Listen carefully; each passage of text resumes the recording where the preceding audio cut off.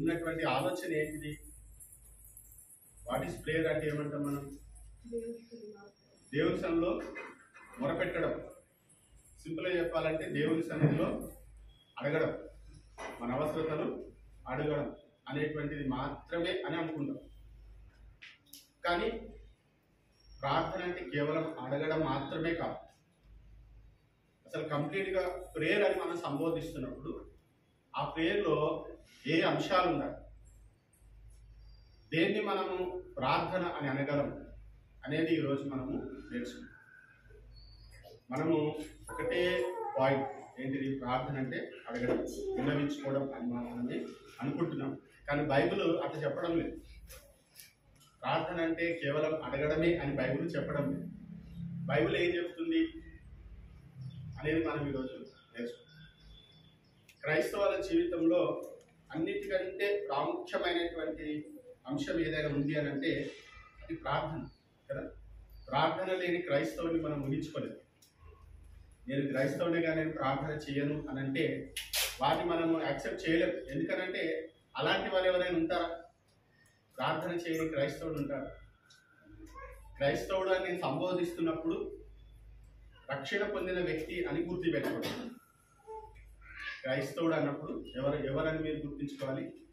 రక్షణ పొందిన వ్యక్తి. చర్చికి పోయే వ్యక్తి కాదు, క్రైస్తవ కుటుంబంలో పుట్టిన వ్యక్తి గురించి నేను మాట్లాడాలి. రక్షణ పొందినటువంటి వ్యక్తి ప్రార్థన చేయకుండా ఉండలేడు. నువ్వు రక్షణ పొందినావు అని అంటే నీ జీవితంలో ప్రార్థన అత్యంత కీలకమైనదిగా ఉండాల్సిందే. వేరొక దారి లేదు. ఎందుకంటే దేవుని ఎరిగినటువంటి వారు ప్రార్థనని నిర్లక్ష్యము చేయలేదు. మనం చాలాసార్లు ప్రార్థన అనేసరికి కేవలము అడగడం, దేవుని నుండి దీవెనలు పొందుకోవడానికి ప్రార్థన ఒక సాధనం అని అనుకుంటాము. కానీ అది వాస్తవం కాదు. ప్రార్థన గురించి బైబిల్లో చాలా విషయాలు చెప్పబడ్డాయి. ప్రార్థన చేస్తున్నప్పుడు మనం గుర్తుపెట్టుకోవాల్సినటువంటి విషయం ఏంటంటే మనం ఒకరితో సంభాషిస్తున్నాం. ఏం చేస్తున్నాం? అవునా? Conversation, one way talking, prayer. Conversation మీరు అంటారు కానీ నిజంగా కన్వర్సేషన్ జరుగుతుందా? అవునా? ప్రేయర్ అంటే సంభాషణ అని అంటున్నాం కదా. Conversation with God. అవునా? ఈ కన్వర్సేషన్లో అసలు ఏం జరుగుతుంది? మనం మాత్రమే మాట్లాడుతున్నాం. అవునా? దాని సంభాషణ ఎట్లా అంటాం? దాని సంభాషణ అంటాం. ఫోన్ చేసిన తర్వాత మనమే మాట్లాడి పెట్టేస్తామా? వాళ్ళు దానికి కనీసం ఏమనాలి? నువ్వు అనా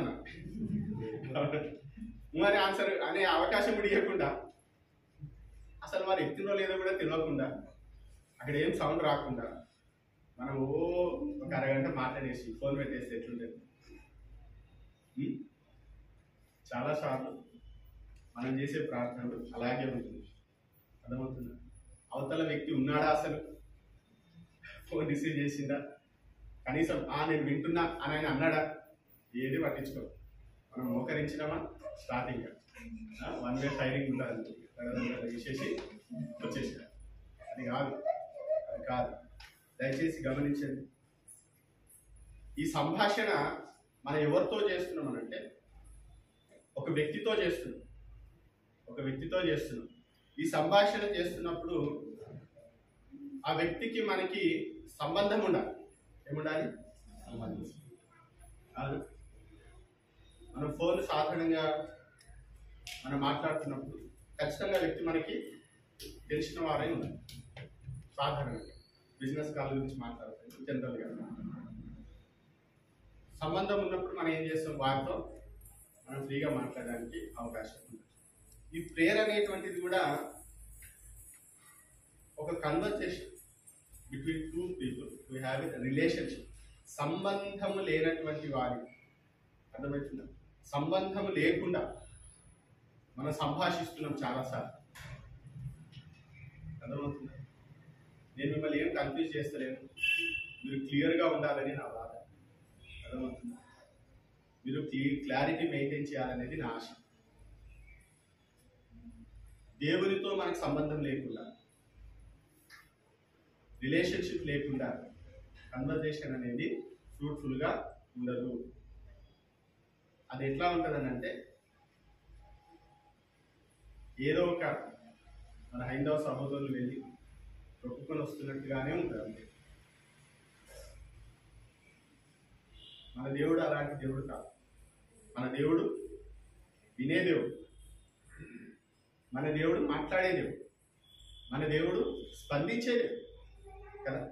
మరి అలాంటి వ్యక్తితో మనం ఎలా సంభాషిస్తున్నాం అనేది మనం ఆలోచన చేసుకోవాలి. కాబట్టి యేసుక్రీస్తు శిష్యులకు ప్రార్థన నేర్పిస్తున్నప్పుడు ఆయన ప్రార్థనలో ఉండేటువంటి మొట్టమొదటి లైన్ ఒకసారి చెప్పండి.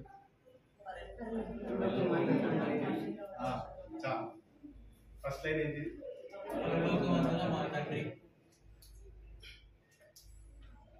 తండ్రి అనేది ఏంటిది? రిలేషన్. ఈరోజు ఫాదర్స్ డే కదా, అందరికి శుభాకాంక్షలు.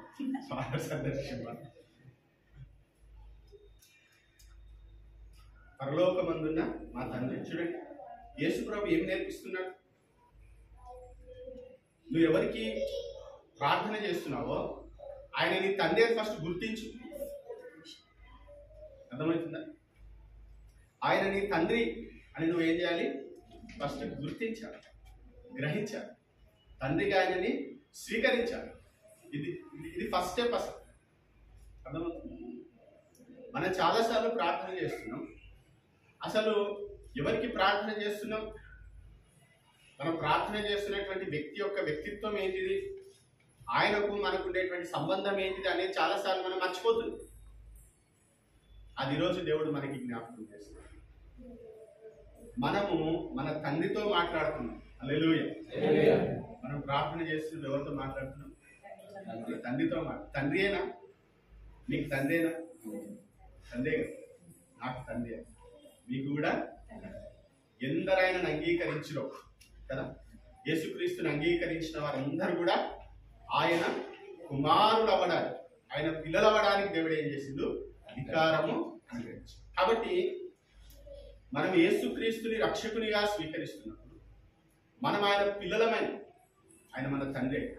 కాబట్టి ప్రార్థన అని మనము మొదలు పెడుతున్నప్పుడు మనం గుర్తు పెట్టుకోవాల్సినటువంటి విషయం ఏంటంటే, మనకొక సంబంధం ఉంది, మనకొక రిలేషన్షిప్ ఉంది.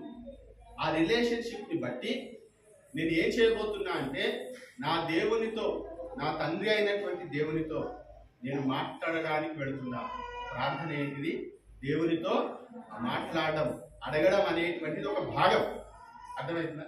ఏమేమి ఉండాలో నేను క్లుప్తంగా ఫాస్ట్గా చెప్పే ప్రయత్నం నేను చేస్తాను. ఎందుకంటే మీకు కొన్ని తెలుసు, కొన్ని మీరు గ్రహిస్తారు. అది నా బాధ.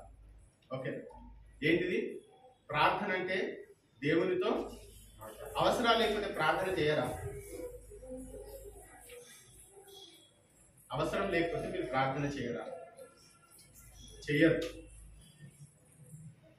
చాలా మంది చెయ్యరు. ప్రార్థన బాగా ఎప్పుడు చేస్తారు తెలుసా? మీకు ఎప్పుడు బాగా సమస్యలు వచ్చి ఊపిరి ఆడకుండా ఉంటారో మోకాల మీదనే ఉంటుంది. లేమన్నా లేవు, మస్తు సమస్యలు ఉంది. ఒకసారి సమస్యలు పరిష్కారం కానీ మోకరించలే. అది మన విధానం. అంటే సంబంధం ఎక్కడుంది? నువ్వు ఆయనతో మాట్లాడడానికి పోతున్నావా? ముచ్చటించడానికి పోతున్నావా? నీ ఫీలింగ్స్ చెప్పుకోవడానికి వెళ్తున్నావా? నీ బాధలు చెప్పుకోవడానికి వెళ్తున్నావా? నీ సంతోషాన్ని చెప్పుకోవడానికి వెళ్తున్నావా? ఎందుకు వెళ్తున్నారు?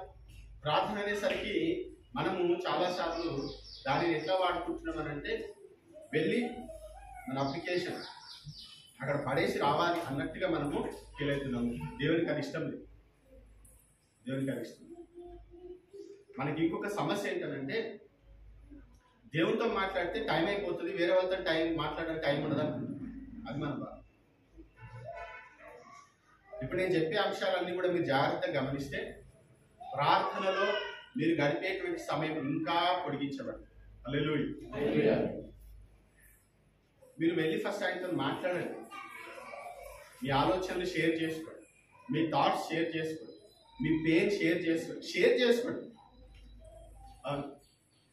కొందరితో మాట్లాడుతుంటే టైం ఏర్పడదు అంటారు కదా. మరి దేవునితో మాట్లాడుతున్నప్పుడు మనుషులతో మాట్లాడుతున్నప్పుడే మీకు అంత మైమర్చిపోతే దేవునితో మాట్లాడితే ఇంకెట్లుండాలి ఒకసారి ఆలోచన. అంటే అక్కడ మీకు టైం ఏర్పడుతుంది అన్నట్లు మీ రిలేషన్షిప్లో ఇక్కడ తేడా. ఆయనను మీరు తండ్రిగా చూడడం లేదేమో, ఆయనని మీ పరలోకపు తండ్రిగా బహుశా మీరు ఇంకా గుర్తించలేదేమో. ఒకసారి మీరు ఆలోచన చేసుకోండి. ఆ రిలేషన్షిప్ ఉంది కాబట్టే, ఆయనతో మాట్లాడాలనేటువంటి ఆశ ఉంది కాబట్టే యేసుప్రభు ఏం చేస్తుండో తెలుసా?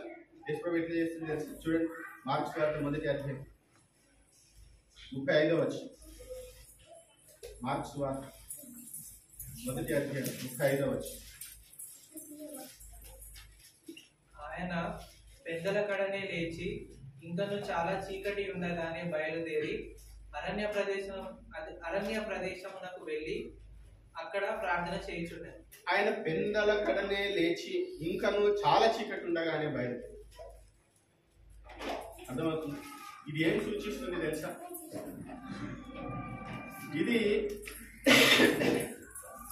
నా తండ్రితో మాట్లాడాలనేటువంటి ఆతృత. అర్థమవుతుందా? అడుక్కోవాలనే ఆతృత కాదు, నా తండ్రితో మాట్లాడాలి అనేటువంటి ఆతృత. అంటే ప్రార్థన అంటే దేవునితో సమయం గడపడం, తండ్రితో మనము కొంత సమయము గడపడం. అందుకని ఆయన ఏం చేస్తున్నాడు? పెందల కడనే లేచి. అవును, చూడండి, యోహాను సువార్త కీర్తనల గ్రంథంలో కూడా, కీర్తనల గ్రంథం 5వ కీర్తన మొదటి 3 వచనం. 5వ కీర్తన మొదటి 3 వచనం.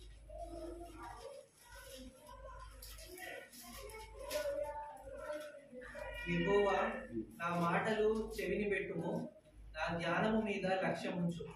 నా రాజా, నా దేవ, నా ఆర్తధ్వని ఆలకించుము, నిన్నే ప్రార్థించున్నాను.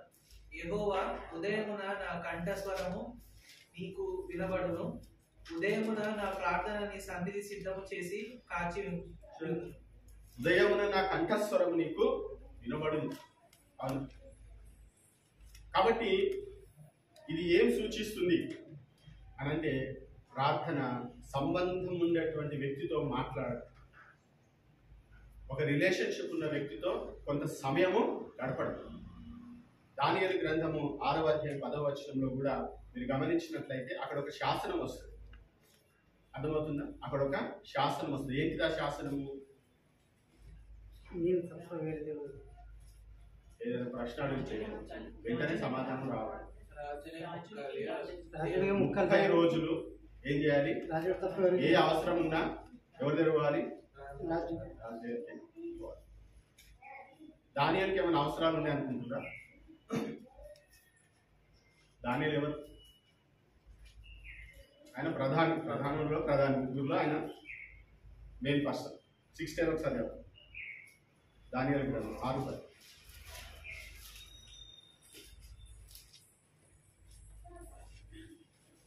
ఇటు శాసనము సంతకము చేయబడనని దానియేలు తెలుసుకొనినను అతడు తన ఇంటికి వెళ్లి యథా ప్రకారముగా అనుదినము ముమ్మారు మోకాళ్ళుని తన ఇంటి పైగది కిటికీలు యెరూషలేము తట్టునకు తెరవబడి ఉండగా తన దేవునికి ప్రార్థన చేయించు ఆయనను స్తుతించుచూ వచ్చాడు.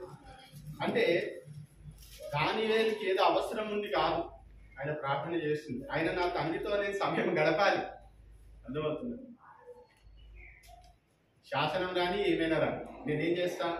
నేను ఆయనతో మాట్లాడాలి, నేను ఆయనను స్తుతించాలి, నేను అది చేస్తాను. అర్థమవుతుంది? కాబట్టి ఎప్పుడైతే తండ్రి అయినటువంటి దేవునితో మనకి సంబంధం ఉంటుందో మనకి శాసనాలతో పని ఉండదు, సమయంతో పని ఉండదు, సందర్భాలతో పని ఉండదు. ఏం చేస్తాను తెలుసా? నేను నా తండ్రితో సమయము గడపాలి. ఎవరో చెప్పిందో చేయడం కాదు, నీ లోపలికి వెళ్ళాలి, ఏమవుతుంది? వస్తుంది. కాబట్టి ప్రార్థన అంటే మన మనస్సుని, మన ఆలోచనలని, మన ఫీలింగ్స్ని, మనం ఏమనుకుంటున్నామా అనేటువంటి విషయాలని తండ్రితో పంచుకోవాలి. దేవునితో సమయము గడపడము ప్రార్థన. కాబట్టి ప్రార్థనలో సంబంధం అనేటువంటిది చాలా ప్రాముఖ్యం. తర్వాత ప్రార్థనలో ప్రేజింగ్ ఉంటుంది. ప్రార్థనలో కేవలం అడగడమే కాదు, ఏముంటుంది? దేవుణ్ణి స్తుతించడం కూడా ఉంటుంది. కీర్తనల గ్రంథం 9వ కీర్తన మొదటి 2 వచనం. వీటి గురించి నేను ఎక్కువ వివరించదలుచుకోలేదు. ఒక మాట మీకు చూపించాలని. 9వ కీర్తన మొదటి 2 వచనం. నా పూర్ణ హృదయముతో నేను యెహోవాను స్తుతించెదను. యెహోవా నీ అద్భుత కార్యములన్నింటినీ నేను వివరించెదను. నా పూర్ణ హృదయముతో నేను యెహోవాను నేను స్తుతిస్తాను. ప్రేసలో కీర్తనకారుడు ఏమంటున్నాడు? నా పూర్ణ హృదయంతో నేను ఏం చేస్తా? యెహోవాను నేను స్తుతిస్తా. కాబట్టి ప్రార్థనలో ఏముండాలి? ప్రార్థనలో స్తుతించడం అనేది ఉండాలి. చాలాసార్లు మనం ప్రేయర్ చేస్తున్నప్పుడు డైరెక్ట్గా వెళ్ళిపోతాం ప్రభు సంధి కదా. ప్రభు సంధికి ఎలా రావాలి తెలుసా? నీ నామము మహిమపరచబడును గాక కదా. అంటే దేవుణ్ణి మనము ఏం చేయాలి? స్తుతించాలి. మీరు ప్రార్థన సమయంలో ఎంత మట్టుకు దేవుని స్తుతిస్తున్నారు? స్తుతి ఉంటుందా మీ ప్రేయర్లో? Very good. ఖచ్చితంగా మనం ఏం చేయాలి? ఆయనను స్తుతించాలి. స్తుతి లేని ప్రార్థనలో శక్తి ఉండదు, సంతృప్తి ఉండదు. ఎప్పుడైతే మనం స్తుతిస్తామో మనం ఏం చేసుకుంటున్నాం తెలుసా? మనల్ని మనం సిద్ధపరచుకుంటున్నాం. అర్థమవుతుందా? మనల్ని మనం ఏం చేస్తున్నాం? ప్రిపేర్ చేసుకుంటున్నాం. పరిశుద్ధాత్మ దేవుని సన్నిధి మన మధ్యలోనికి దిగి వస్తుంది. స్తుతి అట పరలోకపు ద్వారాలని తెరుస్తుంది అట. అర్థమవుతుందా? స్తుతి ఏం చేస్తుంది? పరలోకపు ద్వారాలని ఇట్లా తెరుస్తుంది. కాబట్టి స్తుతి చేయలేదనుకోండి, దేవుని స్తుతించలేదనుకోండి, ఎలా ఉంటుంది అది? అది కరెక్ట్ విధానము కాదు. కాబట్టి ప్రార్థన అంటే ప్రభుతో మనం సమయం గడపడం. రెండవది ప్రార్థన అంటే ప్రభుని మనము స్తుతించడం కూడా ప్రార్థనలో ఒక భాగం. తర్వాత ప్రార్థనలో దేవునికి కృతజ్ఞతాస్తుతులు చెల్లించాలి. కృతజ్ఞతాస్తుతులు చెల్లిస్తారా ప్రార్థనలో?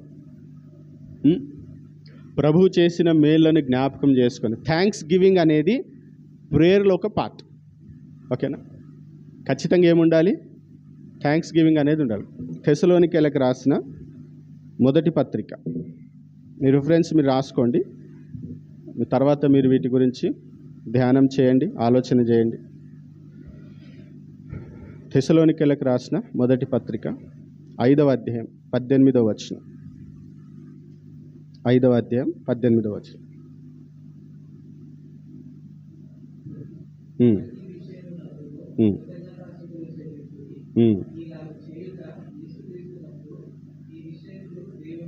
చూడండి, ప్రతి విషయంలో ఏం చేయాలి?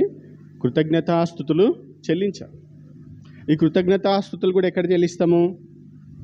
ప్రార్థనలోనే చెల్లిస్తాం సాధారణంగా కదా. ఎప్పుడైనా చెల్లించవచ్చు. అయితే ప్రార్థనలో కూడా ఏముండాలి? కృతజ్ఞత స్తుతులు అనేటివి ఉండాలి.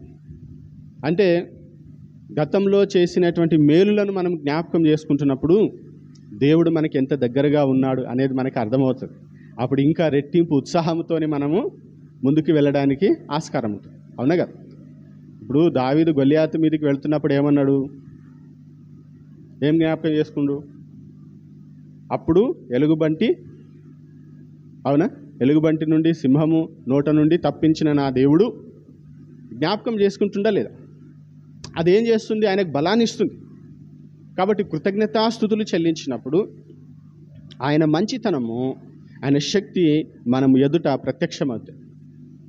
అర్థమవుతుందా? ఆయన ఎంత సమీపంగా ఉన్నాడు అనేటువంటి విషయాన్ని మనం గ్రహించగలం.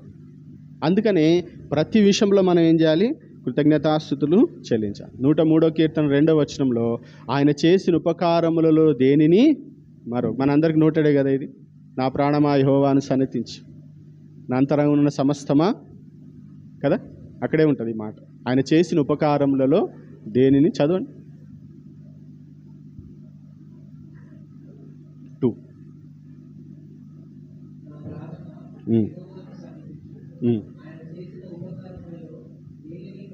దేనిని మరవకు. మర్చిపోతంటే ఏం చేయాలి? ప్రతిసారి జ్ఞాపకం చేసుకోవాలి. ఎప్పుడు? దేవుని సన్నిధిలో ఉన్నప్పుడు ఆయన చేసిన ఉపకారములను మనం జ్ఞాపకం చేసుకొని ఏం చేయాలి? దేవునికి కృతజ్ఞతాస్తుతులు చెల్లించాలి. యెషయా గ్రంథము 12వ అధ్యాయము 4-5 వచనాలు. యెషయా గ్రంథము 12వ అధ్యాయం 4-5 వచనాలు.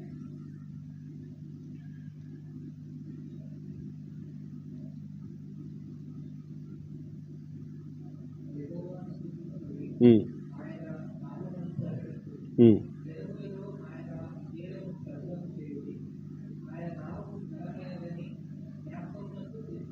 ఉమ్.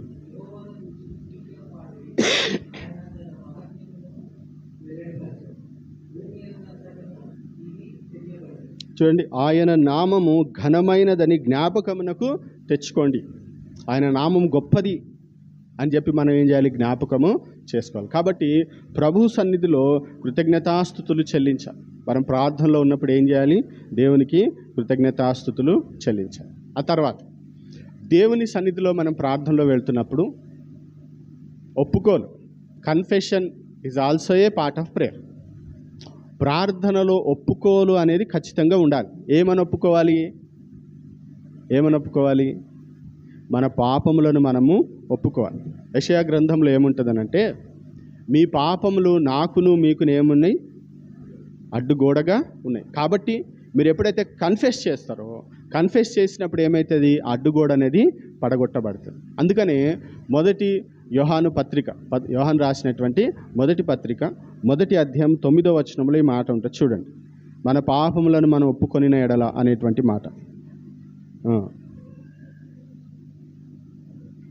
యోహాను రాసిన మొదటి పత్రిక 9వ వచనం.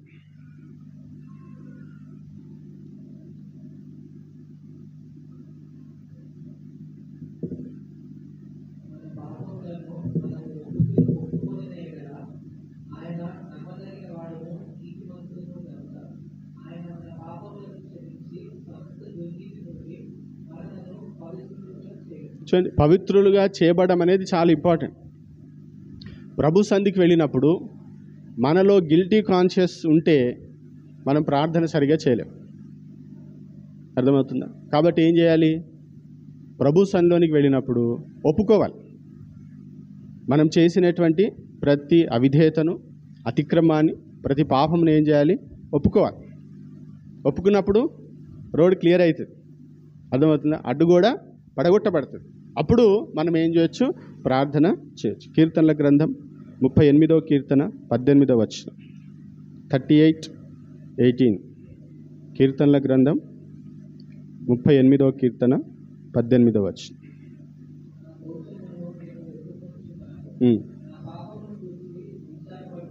చూడండి, నా దోషమును నేను ఒప్పుకొనుచున్నాను, నా పాపమును గూర్చి విచారపడుచున్నాను అనేటువంటి మాట.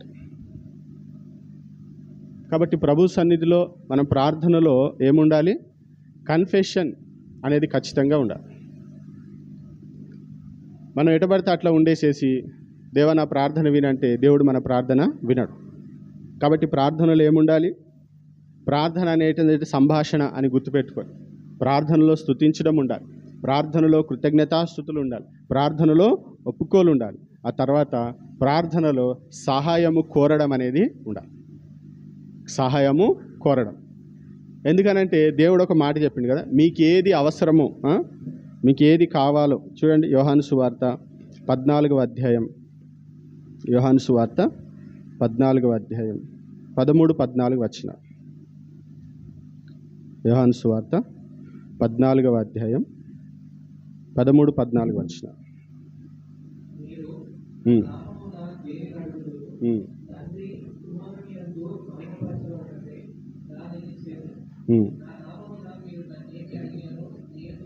చూడండి, మీరు నా నామమున దేనిని అడుగుదురో తండ్రి కుమారుని యందు మహిమపరచబట్టకై దానిని మీరేం అడుగుదురో అంటే దేవుడు ఏం చెప్తున్నాడు?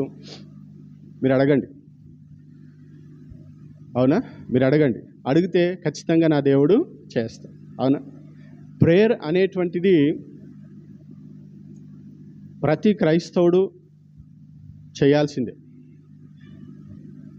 యేసు ప్రభు కూడా ఈ లోకంలో ఉన్నప్పుడు ఆయన ప్రార్థన చేసిండా లేదు?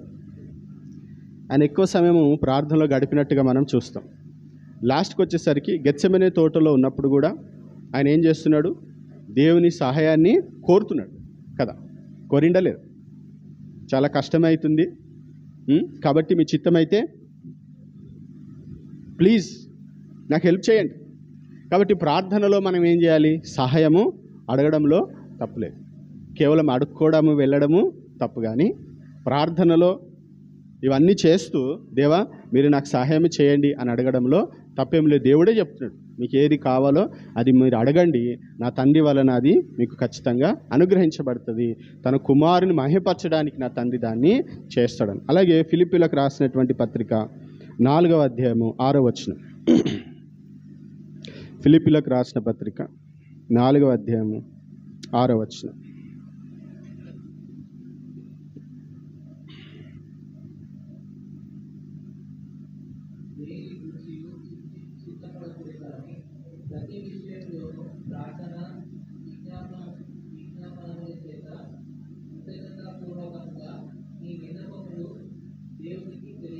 చూడండి, ప్రతి విషయంలో ప్రార్థన విజ్ఞాపనముల చేత కృతజ్ఞతాపూర్వం మీ విన్నపాలు దేవునికి తెలియచేయండి. మీ అవసరాలు ఏం చేయండి? తెలియచేయండి. కాబట్టి దేవుడే చెప్తున్నాడు ఏమని? మీ విన్నపాలు తెలియచేయండి. కాబట్టి దేవుని సన్నిధికి వెళుతున్నప్పుడు మనం ఏం చేయాలి? మన విన్నపాలు దేవునికి తెలియచేయాలి. మన అవసరాలు ఏమున్నాయో వాటిని దేవునికి తెలియజేయాలి. చూడండి, మనం ఏం చేస్తాం? ఇది ఒకటే చేస్తున్నాం, అక్కడే సమస్య. ఎందుకు మన ప్రార్థన జీవితంలో ఉజ్జీవం లేదు? ఎందుకు మన ప్రార్థన సమయంలో అభివృద్ధి లేదనంటే అది మెకానికల్గా అయిపోతుంది. అందులో జీవం ఉంటలేదు, సంభాషణ ఉంటలేదు, దేవుని దగ్గర ఒప్పుకోవడం ఉంటలేదు, దేవుని స్తుతించడం ఉంటలేదు, దేవుని ఆరాధించడం ఉంటలేదు, ఏముంటలేదు. కాబట్టి ప్రేయర్ టైం అనేది ఒక బోరింగ్ టైంగా అయిపోయింది అన్నమాట. అబ్బా ప్రార్థన అని అయిపోతుంది. అవునా? పెందలను కడనే లేచిపోయినంటే ఒకసారి మీరు ఆలోచన చేయండి. ఆ ప్రేయర్ టైం అనేది వాళ్ళకి ఎంత ఎక్సైటింగ్ ఉంటే అంత పొద్దున లేస్తారు. ఊర్లో పోయేది ఉంటే లేవరా? 3 గంటలకైనా సరే లేస్తారు కదా. ఆ సంతోషం, ఆ సంబరం కొద్దీ లేస్తాం. మరి దేవుని సన్నిధిలో ప్రార్థన చేద్దామంటే ఇంకా సమయం ఉందిలే, ఇంకా 24 గంటలు ఉన్నాయి, మెల్లగా చేద్దాం అని చెప్పేసి మనకు వేరే వేరే విషయంలో ఉండేటువంటి ఆసక్తి ప్రార్థన విషయంలోనికి ఉండలేదు. కారణం ఏంటంటే ప్రేయర్ అనేది మనకి కేవలము దేవుని దగ్గరపై అడుక్కోవడం అనేటువంటి ఒక ముద్ర మన మనసులో పడిపోయింది. కానీ ప్రేయర్ అంటే అది కాదు. ఇంకో కొన్ని విషయాలు చూడండి. ప్రార్థన అంటే దేవుని దగ్గర దేవుని యొక్క నడిపింపు కోరడం, సీకింగ్ హిస్ గైడెన్స్. ఆయన లీడింగ్ మనకి కావాలి, ఆయన నడిపింపు మనకు కావాలి. అది ఎక్కడ దొరుకుతుంది? ప్రభు సన్నిధిలో ప్రార్థించినప్పుడే దొరుకుతుంది. బైబిల్ ఒక మాట ఉంటుంది, విచారణ అనే మాట, ఎంక్వైర్డ్ అని కదా. దావీదు దేవుని సన్నిధిలో ఏం చేసిండు? విచారణ చేసిండు. విచారణ చేయడం అంటే ఇప్పుడు నేను ఏం చేయాలి మీరు చెప్పండి. చూడండి, 2వ సమూయేలు గ్రంథం 5వ అధ్యాయం 19వ వచనం. 2వ సమూయేలు గ్రంథం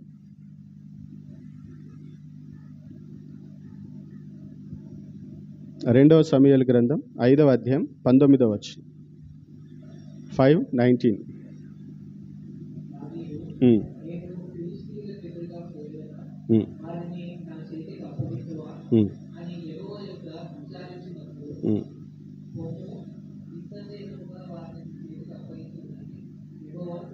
చూడండి, ప్రేయర్ ఏం అడుగుతున్నాడు? దేవా మరి ఇది సంగతి, ఫిలిష్తీయులను మరి ఎదుర్కోవడానికి నేను పోవాలా అని అడుగుతున్నాడు కదా. వెళ్ళాలా వద్దా? అడుగుతారా మీరేమైనా? ప్రార్థనలు అట్లాంటివి చేస్తారా? Very good. ప్రార్థనలు ఏం చేయాలి? మనము అడగాలి, వెళ్ళాలా వద్దా అని. పోతున్నారు అమ్మనుడు కాదు. మనం చాలాసార్లు ఏం చేస్తాం? ఇక పోతున్నారా అన్నట్టు లాక్కపోతాం మనం దేవుణ్ణి, ఇష్టం లేకున్నా. అట్లుంటే చాలాసార్లు ఏం చేయాలి? ముందే అడగాలి, వెళ్ళాలా? దేవుడు ఆన్సర్ ఇచ్చిండా లేదా కదా. ఎంత మంచిగా ఉంది కన్వర్జేషన్ కదా. ఆయన అడగగా యెహోవా ఏమంటున్నాడట? పొమ్ము, నిస్సందేహముగా వారిని చేతికి అప్పగించి యెహోవా సెలవిచ్చాను. దేవుడు కూడా ఆన్సర్ ఇస్తాడు కదా. మనం అడిగినప్పుడు, మనం ఆయన గైడెన్స్ని మనం వెతికినప్పుడు, విచారణ చేసినప్పుడు ఆయన ఏం చేస్తాడు? మనకి స్పందిస్తాడు. ఇలాంటివి మనం చేయం కదా. ప్రార్థనలో మనం ఏం చేయాలి? దేవుని యొక్క నడిపింపును మనము కోరాలి. వెళ్ళాలా వద్దా? చేయాలా వద్దా? ఉండాలా వద్దా? అడుగుతారా? అన్నీ మన ఆలోచనతో ముందు ఫిక్స్ అయిపోతాం. మనం పని చేసిన తర్వాత పనిని దీవించి అంటాం, అది ప్రాబ్లం. పని చేయడానికి ముందే ప్రభువా ఈ పనికి వెళ్ళాలా అని మనం చాలాసార్లు అడగం. అక్కడే సమస్య. అర్థమవుతుంది నేను చెప్తుంది. ఎంత ఒత్తిడి ఉన్నా, దావీదు ఒత్తిడిలో ఉన్నాడు కదా, వాళ్ళు యుద్ధానికి వచ్చిండ్రు ఆల్రెడీ. ఒత్తిడికి ఆ ప్రెషరైజ్ అయిపోయి ఇక నేను పోతా నువ్వు రా అని అంటుండా? లేదు, నువ్వు చెప్పు, నువ్వు వెళ్ళమంటే వెళ్తా, వద్దంటే పోను. అది కాబట్టి ప్రార్థన అంటే కేవలం అడగడమే కాదు, ఆయన దగ్గర మనం ఏం చేయాలి? విచారణ చేయాలి. మొదటి సమూయేలు గ్రంథం 14వ అధ్యాయం. మొదటి సమూయేలు గ్రంథం 14వ అధ్యాయం 36వ వచనం. 14:36. 14:36.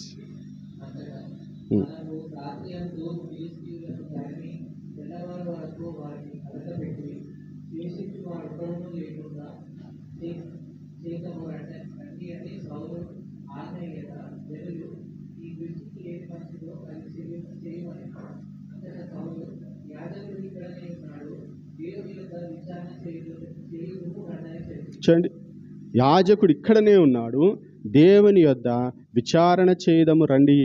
ఏమంటున్నాడు? దేవుని యొద్ద సౌలు అంతటా అయినా కూడా కొంచెం ఆ సమయానికి పనిచేస్తుంది. ఏమని? దేవుని దగ్గర మనము విచారణ చేయాలి. ఏం చేయాలి? విచారణ చేయాలి. విచారణ చేస్తున్నామా? ప్రార్థనలోకి వెళ్ళేసరికి ఏమేమి అడగాలి అనేది ఒకటే కాదు. ఏదైనా దేవుని గైడెన్స్ మనకి కావాలి అన్నప్పుడు మనం ఏం చేయాలి? కొంచెము విచారణ చేయాలి. విచారణ చేస్తున్నప్పుడు ఎదుటి వ్యక్తి చెప్పేది కూడా మనం వినాలి. అర్థమవుతుందా? ఇప్పుడు రైల్వే దగ్గర కానీ బస్ స్టాండ్లలో కానీ అక్కడ విచారణ అని ఉంటుంది, ఎంక్వైరీ కదా. అక్కడికి వెళ్ళిన తర్వాత ఈ బస్సు ఎప్పుడు వస్తుందని చెప్పేసి వచ్చేస్తామా? అడిగేసి ఇట్లా వచ్చేస్తామా? ఏం చేస్తాము? ఎప్పుడు వస్తుంది అని ఒక సెకండు ఆయన దిక్కు చూస్తాం కానీ దేవుని దిక్కు చూడం మనం కదా. ఎప్పుడు వస్తుంది సార్ బస్సు అని చెప్పి మనం ఏం చేస్తాము? ఆయన ఏం చెప్తాడా అని ఎదురు చూస్తాం. అది 1 సెకండ్ కావచ్చు, 2 సెకండ్లు కావచ్చు. ఆయన అది తిప్పి ఇది తిప్పి చూసేంత వరకు కూడా సిన్సియర్గా నిలబడతాం. ఎందుకు? ఆయన ఆన్సర్ కావాలి కదా. అవునా? మరి దేవుని దగ్గర విచారణ చేయడానికి పోయినప్పుడు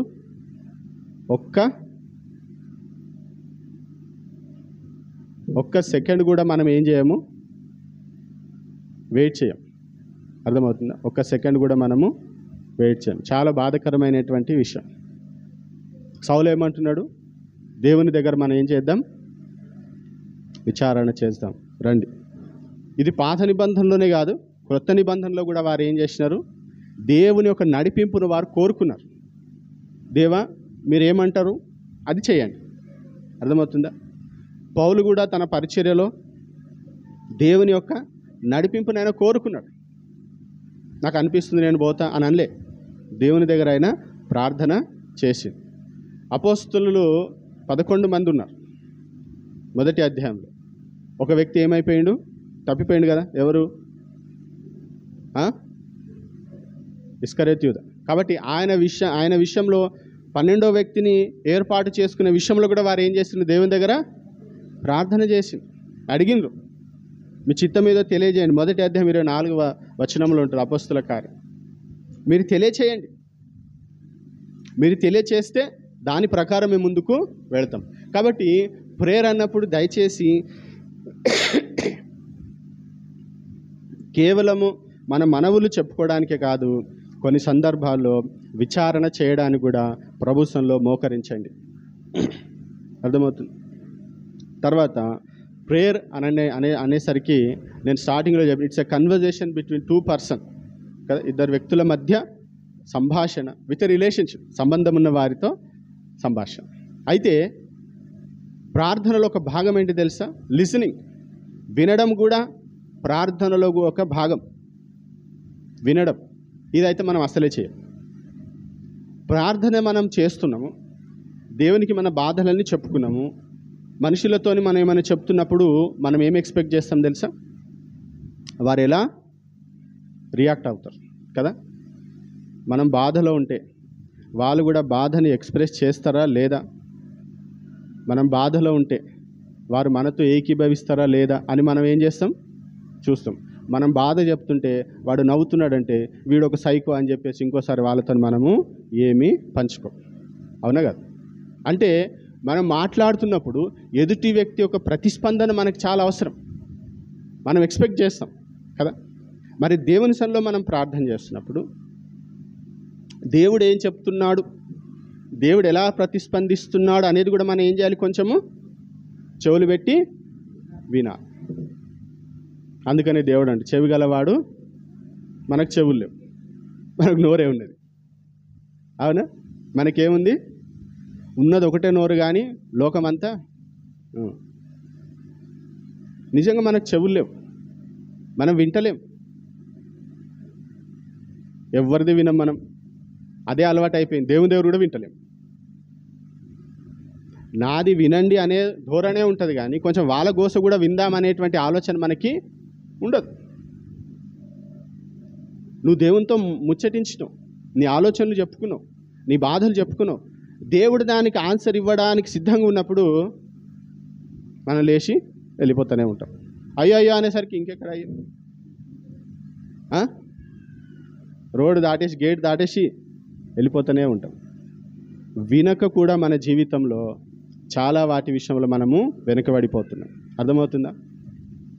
ఒక 2 నిమిషాలు ఆగరాదు, ప్రార్థన అయినాక ఒక 2-3 నిమిషాలు కొంచెం సేపు దేవుని సన్నిధిలో మౌనముగా ఉండండి. దేవుడు ఏం చెప్తాడో చూడండి. 1 సమూయేలు గ్రంథం 3వ అధ్యాయం 10వ వచనం. 1 సమూయేలు గ్రంథం 3వ అధ్యాయం 10వ వచనం.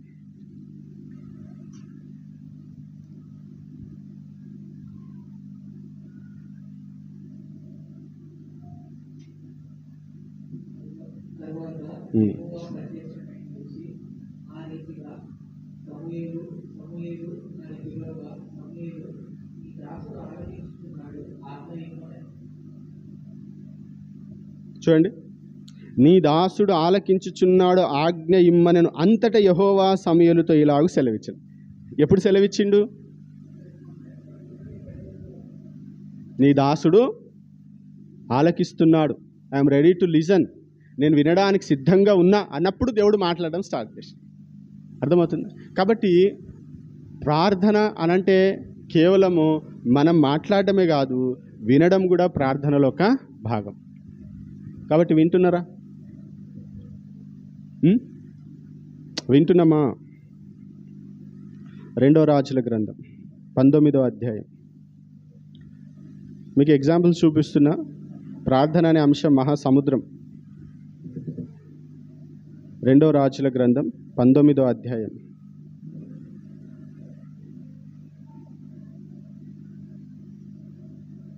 9వ వచనం చూడండి.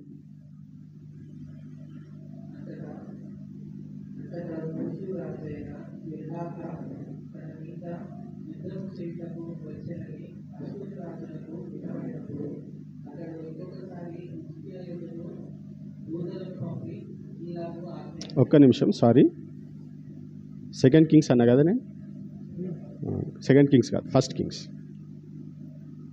1 రాజు 19వ అధ్యాయం 9వ వచనం.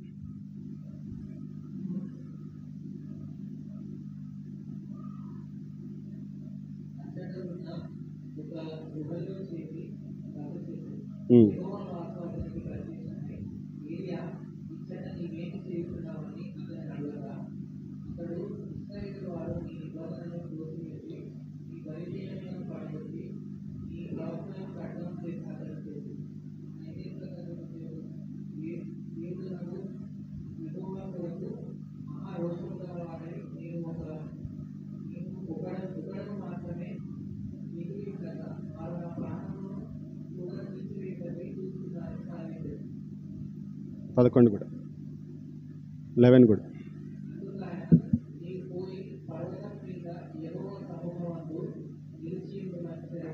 చూడండి, ఇక్కడ దేవుడు మాట్లాడుతున్నాడు. ఎవరు వింటున్నారు? ఏలియా వింటుండు. అవునా? ఎవరు వింటుండ్రు? కాబట్టి దేవుడు మాట్లాడతాడు. వినడం కూడా ప్రార్థనలో ఒక భాగం. కాబట్టి ప్రార్థన అంటే ఏంటిది? ప్రార్థనలో ఇవన్నీ ఉండాలి. ఇవన్నీ కూడా ప్రార్థనలోనే వస్తాయి. వీటికి సెపరేట్ మనం టైటిల్ పెట్టలేం. ఇవన్నీ కూడా ప్రార్థనలో జరగాల్సినటువంటి అంశాలు. కాబట్టి నేను ఎందుకు ఈ మాట చెప్తున్నానంటే, మీరు ప్రార్థన చేస్తున్నారు, ప్రార్థన ఫలభరితంగా ఉండాలి అనంటే అసలు ప్రార్థనలో ఏమేమి ఉండాలి అనేటువంటి విషయాన్ని మనం విస్మరిస్తున్నాం. అందుకని ఎప్పుడు గంట అవుతుందా అని చూస్తూ ఉంటాం, ఎప్పుడు ఆ 1 hour అయిపోతుందా అనేటువంటి ఒక ఆత్రత మన లోపల ఉంటుంది. కానీ నిజంగా నేను ఒక గొప్ప వ్యక్తితో, నా పరలోకపు తండ్రితో నేను సంభాషిస్తున్నా అన్నప్పుడు సమయాన్ని మనము చూడం. ప్రార్థన అనేది అలాగూ కొనసాగుతూనే ఉంటుంది. మనందరి జీవితాల్లో అన్నిటికంటే గొప్ప పోని వక్రీకరిస్తుంది అపవాది. కానీ ప్రార్థన విషయంకి వచ్చేసరికి ఏం చేయలేదు. కాబట్టి అపవాది ఏం చేస్తాడంటే మనల్ని ప్రార్థన చేయకుండా చేస్తారు. సరిగ్గా ప్రార్థన చేద్దామనే సమయానికి ఏదో ఒక ఆటంకం. అర్థమవుతుందా? ఒక మంచి మాట ఉంది, ఇంగ్లీష్లో ఉంటుంది, ప్రే హార్డెస్ట్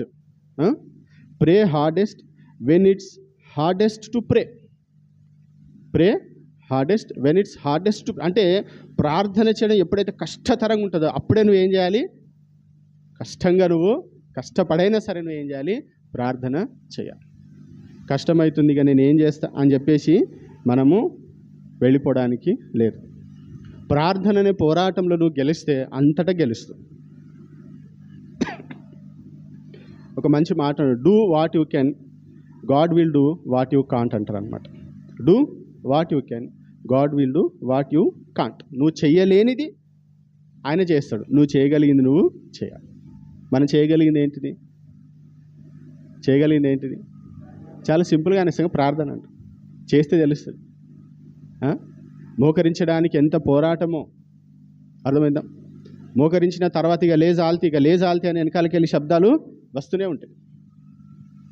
అయినా కానీ ఏం చేయాలి? ఇటు సాతానుతో పోరాడాలి, ఇటు ప్రభుత్వం మాట్లాడాలి. అనే కదా, ఇటు శరీరం లాగుతుంటుంది, అటు దేవునితో మాట్లాడుతుంది. కాబట్టి దయచేసి ప్రార్థన అనేటువంటిది చాలా చాలా చాలా ప్రాముఖ్యమైనటువంటి విషయం. మన జీవితంలో ప్రార్థనకు ప్రాముఖ్యతని ఇస్తాం. ప్రార్థన అనేటువంటిది ఒక ఎక్సైటింగ్ టైం గుండా, ఒక ఆసక్తికరమైన సమయం గుండాలి. అందుకని మీరు ఏ మీటింగ్స్లో అయినా సరే బాగా మందిగా అనిపిస్తారు, కానీ ప్రేయర్ అనేసరికి మాత్రము ఎవరు కనబడరు. ప్రేయర్ టైం అనేసరికి అందరికీ ఏదో ఒక పనులు వస్తాయి. వేరే సెలబ్రేషన్స్ ఉండని, వాక్యం ఉండని, ఇంకేది ఉన్నా కానీ ఏం ప్రాబ్లం, ప్రార్థన అనేసరికే ఆటంకాలు వస్తాయి. కాబట్టి దయచేసి ప్రార్థనలో పట్టుదల కలిగి ఉందాం. ప్రార్థన అంటే ఏంటి ఫస్ట్ తెలుసుకుందాం. ఓకేనా? ఈ ప్రార్థన అనేటువంటి అంశం చాలా పెద్దది. ఒకవేళ దేవుడు నడిపింపు ఇస్తే రానున్న రోజుల్లో ఇంకా కొన్ని విషయాలు మనం నేర్చుకుందాం. కానీ ఈ రోజుకైతే దయచేసి ప్రార్థన అంటే అడగడం ఒకటే అనేటువంటి మీ అభిప్రాయాన్ని తొలగించుకోండి. ఫస్ట్ ప్రార్థన అంటే కేవలము అడగడమే అనేటువంటి అభిప్రాయాన్ని మీరు తొలగించుకోండి. ప్రార్థన దేవునితో మాట్లాడడం, దేవునితో సంభాషించడం, మన ఫీలింగ్స్ని, మన బాధను, మన కష్టాలను మనం షేర్ చేసుకుంటాం. అర్థమవుతుంది. ప్రార్థనలో ప్రభుని మనం స్తుతిస్తాం, దేవునికి కృతజ్ఞతాస్తుతులు చెల్లించి ఆయన చేసిన మేళ్ళని ప్రార్థనలో మనం ఒప్పుకోలు ఉండాలి, ప్రార్థనలో వినడం ఉండాలి. అర్థమవుతుంది. ప్రార్థనలో దేవుని దగ్గర మనం పొందుకోవడం ఉండాలి, ఆయన గైడెన్స్ మనము పొందుకోవాలి. లేకపోతే ప్రార్థన కాదు, అది కేవలం ఏమవుతుంది? అడుక్కోవడమే అవుతుంది. ఎంతకాలం అడుక్కుంటారు? ఎన్ని రోజులు అడుక్కుంటారు? వద్దు. మన దేవుడు మన పక్షాన ఉన్నప్పుడు, మన దేవుడు మనతో ఉన్నప్పుడు, మన దేవుడు అడగక మునిపే మనకు అన్నీ ఇస్తాడు. నమ్ముతారా లేదా? నేను ఇంకోటి ప్రేయర్ ఎందుకు స్టార్ట్ చేసినా తెలుసు? మీరు మీ విషయాలను గురించి మీరు ఆలోచించకండి, ఆయన రాజ్యాన్ని, ఆయన నీతిని మొదట వెతకండి, మీకు కావాల్సినవన్నీ దేవుడే దయచేస్తాడు. మీ అవసరాల గురించి మీరు చింతించకండి. అర్థమవుతుంది. దేవుడు ఖచ్చితంగా దయచేశాడు. కాబట్టి ప్రార్థనలో మనము ముందుకు వెళదాం. అనేకుల కొరకు మనం ప్రార్థన చేయడమే కాదు, ప్రార్థన అనేటువంటిది ప్రభుతో సంభాషించడం అనేటువంటి విషయాన్ని మనము జ్ఞాపకం చేసుకుందాం. అందరూ కూడా తలలు వంచి ఒక నిమిషం ప్రభు సన్నిధిలో ఆయన వైపు చూద్దాం.